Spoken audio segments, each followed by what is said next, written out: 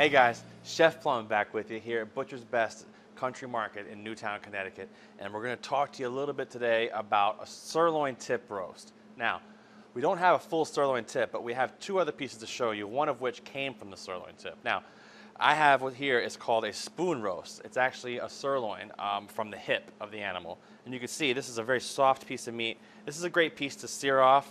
You know, put it in your oven at about 500, let it sear all the way around, season it nicely. Crank the oven back down for a couple hours to 250, and then let it roast. Now you'd also, when this would come out, you have a nice jus in the bottom of the pan. So you could thicken that jus with a touch, a couple pads of butter, reduce it down, add a little red wine to it. You got a great sauce to go with this. You could slice this, or it would come apart nice and, shredding almost like. It'd be a fantastic piece of meat for that. This is a silver tip roast. This came from the sirloin tip. Now, if you could follow me here, this is the hip, this is the leg of the animal.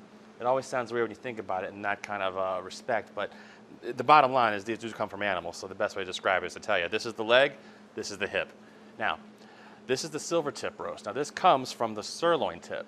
This piece of meat itself is generally a little bit more tough, so what we're going to want to do, season it, a little salt and pepper, thyme, garlic, sear it in a pan all the way around, and then take this and you could braise it, or you could even oven roast it. Now, when you oven roast something like this, you're going to want to slice this super, super, super thin. The thinner the slice, the less chew you're going to have in your mouth from the meat. And there you have it, guys.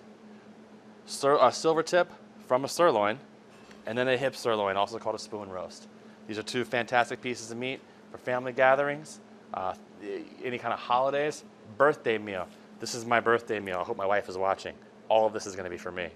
I'm Chef Plum with Plum Love Foods here at Butcher's Best Country Market, and we'll see you next time. Thanks a lot.